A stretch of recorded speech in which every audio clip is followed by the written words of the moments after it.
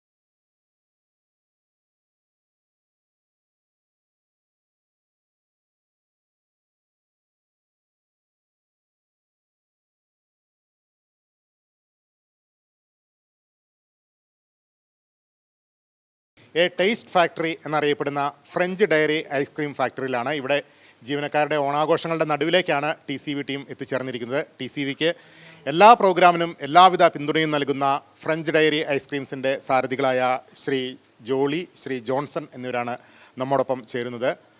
ഈ എല്ലാ വിശേഷാവസരങ്ങളിലും ഫ്രഞ്ച് ഡയറി ഓരോ സ്പെഷ്യൽ ഐറ്റം ഇറക്കുന്നുണ്ട്. ഈ ഓണത്തിനും അവരൊരു സ്പെഷ്യൽ ഐറ്റം ഇറക്കിയിട്ടുണ്ട്. അതെന്താണെന്ന് അവർ തന്നെ പറയും. എന്താണ് ഈ ഓണത്തിൻ്റെ സ്പെഷ്യൽ?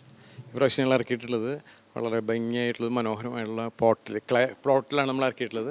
അത് നമ്മുടെ സ്വതസിദ്ധമായിട്ടുള്ള പായസം ഐസ്ക്രീം ഒരു 600 ml കോൺസെപ്റ്റിലാണ് നമ്മൾ ഇറക്കിയിട്ടുള്ളത്. അതുപോലെ തന്നെ അതിനോടൊപ്പം നോർത്ത് ഇന്ത്യൻ ഫ്ലേവറായിട്ടുള്ള കുൽഫിയും കൂടി ഒരു കോയിൻ വെഞ്ചറായിട്ടാണ്, അതായത് ഒരു കോംബോ ആയിട്ടാണ്. അത് ഭംഗിയായിട്ടുള്ള ഒരു പോർട്ടലാണ്. അതിന് ഏറ്റവും വലിയ ഇമ്പോർട്ടൻസ് അതിനാണ്. ശരിക്കും ഒരു ഹാൻഡ് വർക്കും കൂടിയാണ് ചെയ്തിട്ടുള്ളത്. അങ്ങനെ മിക്കവാറും നമ്മുടെ എല്ലാ കസ്റ്റമേഴ്സും അത് ഇഷ്ടമാവും, അത് ഞങ്ങൾക്ക് ഉറപ്പാണത്. ഈ മഡ് പോട്ട് എന്നുള്ളൊരു ഐഡിയ എങ്ങനെയാണ് വന്നത്? മഡ് പോട്ട് എന്നുള്ള ഐഡിയ വന്നത് നമ്മളെ സംബന്ധിച്ച് മറ്റുള്ള ഇത് കഴിഞ്ഞാലും ഉപയോഗിക്കുക എന്നുള്ള ഒരു വസ്തു എന്നുള്ള രീതിയിലാണ് നമ്മളത് ഉൽപ്പന്നമായിട്ട് പുറത്തേക്ക് ഇറക്കിയിട്ടുള്ളത്. അങ്ങനെയാണ് ഉദ്ദേശിച്ചിട്ടുള്ളത്. ഫ്രഞ്ച് ഡയറി ഈ ഐസ്ക്രീമിൻ്റെ മാർക്കറ്റിംഗ് അതിപ്പോൾ കേരളത്തിൽ മാത്രമാണോ കേരളത്തിന് പുറത്തേക്കും വ്യാപിപ്പിച്ചിട്ടുണ്ടോ? ഇപ്പോൾ ഓൾറെഡി നമ്മൾ സ്റ്റാർട്ട് ചെയ്തിട്ടുണ്ട്. ഇപ്പോൾ കഴിഞ്ഞ പ്രാവശ്യത്തെ നമ്മളുടെ മൈസൂർ ദസറയ്ക്ക് നമ്മുടെ ആയിരുന്നു. ഇപ്പോൾ തമിഴ്നാട്ടിലേക്ക് ഒരു 3 പോയിന്റ് സെയിൽസ് പോയിന്റ് നമുക്ക് കിട്ടിയിട്ടുണ്ട്. അപ്പോൾ ഭംഗിയായിട്ട് അങ്ങനെ സ്പ്രെഡ് ചെയ്തുകൊണ്ടിരിക്കും നമ്മൾ. ഓണം ഫ്രഞ്ച് ഡയറി അടിച്ചെടുക്കുകയാണ്. തീർച്ചയായിട്ടും. ഫ്രഞ്ച് ഡയറി ഈ ഒരു ഫാക്ടറിയുടെ സ്ഥാപനത്തെക്കുറിച്ചൊക്കെ വന്നാൽ എന്നാണ് നമ്മളിത് ആരംഭിച്ചത്? ആരൊക്കെയാണ് ഇതിന് പിന്നിൽ പ്രവർത്തിക്കുന്നത്? 2012 ഇതിൻ്റെ സ്റ്റാർട്ടിങ്. ഞങ്ങൾ 3 പാർട്ട്നേഴ്സാണ്. ഒന്ന് ജോൺസൺ, ജോളി, പിന്നെ ഒരു സജി ജോർജ്.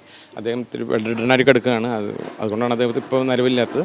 ശരിക്കും ഞങ്ങൾ വേറൊരു ഫീൽഡായിരുന്നു, ഒരു പ്രമുഖ ജ്വല്ലറിയുടെ സെയിൽസ് ഫീൽഡിലേക്കായിരുന്നു, മിഡിൽ ഈസ്റ്റിലേക്കായിരുന്നു. അവിടെ നല്ല എക്സ്പീരിയൻസും കാര്യങ്ങളൊക്കെ ആയിട്ടാണ് ഞങ്ങൾ നാട്ടിലേക്ക് ഇറങ്ങി വരുന്നത്. ആദ്യം ചെറിയ രൂപത്തിൽ തുടങ്ങി, വളരെ ഹാർഡ് വർക്കിംഗ് ആയിരുന്നു സത്യത്തിൽ. അപ്പോൾ അതിന്ന് മനസ്സിലായതെന്ന് വെച്ച് കഴിഞ്ഞാൽ ഹാർഡ് വർക്ക് ചെയ്യുന്ന റിസൾട്ട് ഉണ്ട്. ഓക്കെ, നമുക്ക് കഴിച്ച് മാത്രം പരിചയമുണ്ടായിരുന്ന ഒരു ഫീൽഡായിരുന്നു. പക്ഷേ ഞങ്ങൾ ഇറങ്ങി അത് ഭംഗിയായിട്ട് ഞങ്ങൾ അവതരിപ്പിച്ചു, ആൾക്കാർ അത് അക്സെപ്റ്റ് ചെയ്തു. ഇപ്പോൾ നിയർലി 2012 സ്റ്റാർട്ട് ചെയ്ത് ഇപ്പോൾ 2026 അത്യാവശ്യം നല്ലൊരു ഗ്രോത്താണ് നമുക്ക് കിട്ടിയിട്ടുള്ളത്.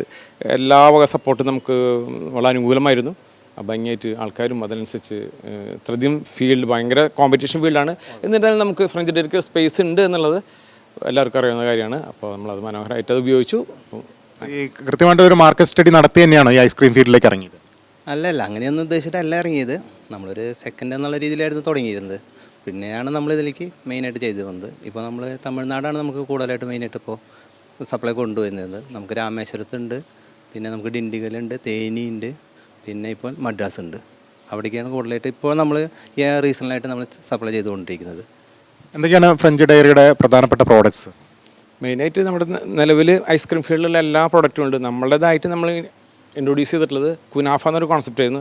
അതൊരു അറേബ്യൻ ടേസ്റ്റ് ആയിരുന്നു. അതിന് നമ്മുടെ ഫ്ലേവറിലോടുകൂടി നമ്മുടെ ഒരു കൈമണത്തോടുകൂടി അത് ഐസ്ക്രീമിലേക്കാണ് ബ്ലെൻഡ് ചെയ്തു. നല്ല കോൺസെപ്റ്റ് ആയിരുന്നു.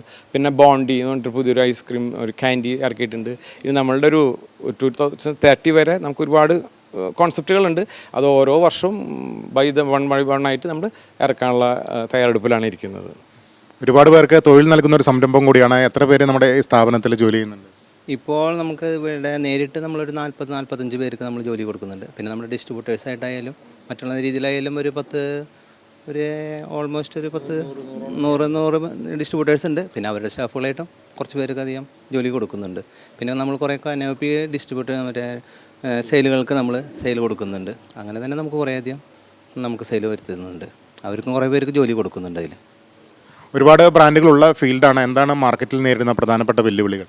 ഒന്ന് പ്രൈസിങ് തന്നെയാണ് ഏറ്റവും വലിയ വെല്ലുവിളി. നമുക്ക് അറിയാലോ, ഈ കഴിഞ്ഞ യുദ്ധം സ്റ്റാർട്ട് ചെയ്തപ്പോൾ നിയർലി നമ്മുടെ പ്ലാസ്റ്റിക് ടബ് നമ്മൾ ഏറ്റവും കൂടുതൽ വെർജിൻ പ്ലാസ്റ്റിക്സ് ഉപയോഗിച്ചിട്ടാണ് നമ്മളുടെ എല്ലാ ഒരു ഇൻ്റർനാഷണൽ സ്റ്റാൻഡേർഡാണ് ഉപയോഗിക്കുന്നത്. അപ്പോൾ അറിയാം 32 മുതൽ 40% വില കൂടി.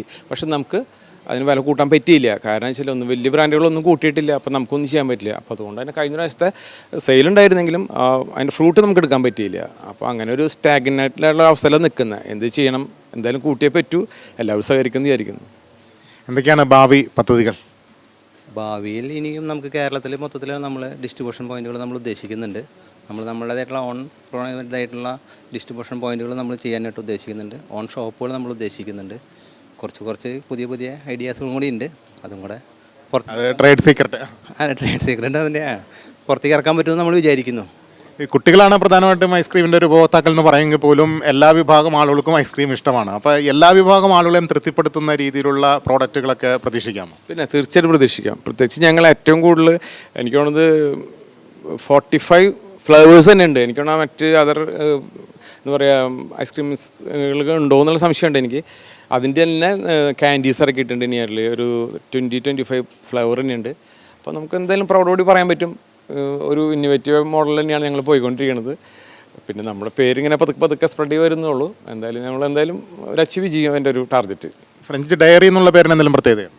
ഇല്ല, നമ്മളന്ന് ഗൾഫിൽ നിന്ന് നിർത്തി തിരിച്ചു പോന്നപ്പം ഒരു അനുകൂലമായിട്ടുള്ള അല്ലെങ്കിൽ നമ്മളുടെ ആൾക്കാർക്ക് ഇഷ്ടപ്പെടുന്ന ഒരു ന്യൂട്രലായിട്ടുള്ള ഒരു കൺട്രി അല്ലെങ്കിൽ ഒരു കോൺസെപ്റ്റാണ് ഉദ്ദേശിച്ചിട്ടുള്ളത്. അപ്പം ഞങ്ങൾ നോക്കിയപ്പം ഫ്രാൻസ് ആയിരിക്കും ഇൻ്റർനാഷണലി ഏറ്റവും അന്ന് വളരെ ഈക്വലിബ്രിയായിട്ട് നിന്നിരുന്നൊരു രാജ്യം. അപ്പം ഏത് ആ വിഭാഗക്കാർക്കും ആ രാജ്യത്തോട് ഒരു സ്നേഹമുണ്ട്. അപ്പോൾ നോക്കിയപ്പോൾ തിരക്കായില്ല. അപ്പം ലണ്ടൻ ഡയറി എന്നുള്ളൊരു ഫ്ലേവർ ഞങ്ങൾ അവിടെ വെച്ച് കഴിച്ചിട്ടുണ്ട്. അപ്പോൾ നോക്കിയപ്പോൾ ഇതായിരിക്കും നല്ലൊരു കോൺസെപ്റ്റ് എന്ന് തോന്നി. ഓക്കെ, ഒരു ടേസ്റ്റ് ഫാക്ടറി എന്നുള്ള ഒരു ടാഗ് ലൈനും കൂടി വന്നപ്പോൾ കൂടുതൽ ജനങ്ങളിലേക്ക് എത്താൻ സാധിച്ചിട്ടുണ്ടല്ലോ. തീർച്ചയായും നമ്മൾ വെറൈറ്റികളായിട്ട് നമ്മൾ കുറേയേറെ ഫ്ലേവറുകൾ ഇറക്കിയിട്ടുണ്ട്. നമ്മുടേതായിട്ടുള്ള സ്പെഷ്യലായിട്ട് നമ്മൾ ജിഞ്ചറിൻ്റെ ഐസ്ക്രീം നമ്മൾ ഇറക്കിയിട്ടുണ്ട്. ജാതിക്ക കൊണ്ടുള്ള ഐസ്ക്രീമുകൾ ഉണ്ടാക്കിയിട്ടുണ്ട്. എല്ലാതും നമ്മൾ തന്നെ അതിൻ്റെ പൾപ്പുകൾ എടുത്തിട്ട് തന്നെയാണ് നമ്മൾ ചെയ്യുന്നത്. അതൊക്കെയാണ് നമ്മളുടെ മെയിൻ സംഭവങ്ങളുടെ പ്രത്യേകതകൾ. യോഗട്ട് എന്ന് പറഞ്ഞുള്ള ഒരു കൺസെപ്റ്റ് നമ്മൾ ഐസ്ക്രീമിൽ നമ്മളാണ് ആദ്യമായിട്ട് നമ്മളിപ്പോൾ ഇൻട്രൊഡ്യൂസ് ചെയ്തിട്ടുള്ളത്. ഒരു വെറൈറ്റി ഒരു ഐറ്റം തന്നെയാണ് അത്. യോഗട്ടിൽ നമ്മൾ ബ്ലൂബെറിയും സ്ട്രോബെറിയാണ് ഇൻട്രൊഡ്യൂസ് ചെയ്തിട്ടുള്ളത്. ഒറിജിനൽ യോഗട്ടിൻ്റെ ഇത് ടേസ്റ്റിലേക്ക് തന്നെയാണ് അത് വരുന്നത്. ഐസ്ക്രീമിനെ യോഗട്ടിലേക്കായിട്ട് മാറ്റുന്നു. അതാണ് അതിൻ്റെ പ്രത്യേകത. അവസാനമായിട്ട് ഈ ഓണക്കാലത്ത് ഉപഭോക്താക്കളോട് എന്താണ് ടേസ്റ്റ് ഫാക്ടറിയുടെ അല്ലെങ്കിൽ ഫ്രഞ്ച് ഡയറിയുടെ ഈ പാർട്ട്നേഴ്സിന് പറയാനുള്ളത്?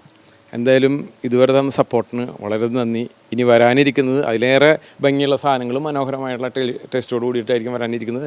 ഇനിയും കൂടുതൽ സപ്പോർട്ട് തന്ന് ഫ്രഞ്ച് ഡയറീനെ ഭംഗിയായിട്ട് നമ്മുടെ സ്വന്തം ടേബിളിലൊരു ഇൻറ്റിമേറ്റ് ഫ്രണ്ട് അല്ലെങ്കിൽ ഇൻറ്റിമേറ്റ് ഒരു ഫ്ലേവറായിട്ട് കരുതുക, സപ്പോർട്ട് ചെയ്യുക, എന്നെ വളരെ അനുവദിക്കുക. അത്രേ ഉള്ളൂ. TCVനെ സംബന്ധിച്ച് ഞങ്ങൾക്ക് TCVയോട് നല്ലൊരു നന്ദി പറയാനുണ്ട്. ആദ്യമായിട്ടും നമ്മളിപ്പോൾ പരസ്യങ്ങൾ ചെയ്തുകൊണ്ടിരിക്കുന്നത് TCVയിൽ തന്നെയാണ്. അപ്പോൾ നമ്മളെ വളർത്തുച്ചയ്ക്ക് TCV ഒരു പ്രധാന ഘടകമാണ്. അപ്പോൾ TCVയോടും പ്രത്യേകം നമ്മളുടെ നന്ദി അറിയിക്കുന്നു. അപ്പോൾ എല്ലാവിധ ഉപഭോക്താക്കളുടെയും താല്പര്യങ്ങളെ തൃപ്തിപ്പെടുത്തുന്ന രീതിയിൽ ഭാവിയിൽ കൂടുതൽ ഉയരങ്ങളിലേക്ക് ഫ്രഞ്ച് ഡയറി വളരട്ടെ എന്ന് ആശംസിക്കുന്നു. സാരഥികൾക്ക് ഓണാശംസകൾ.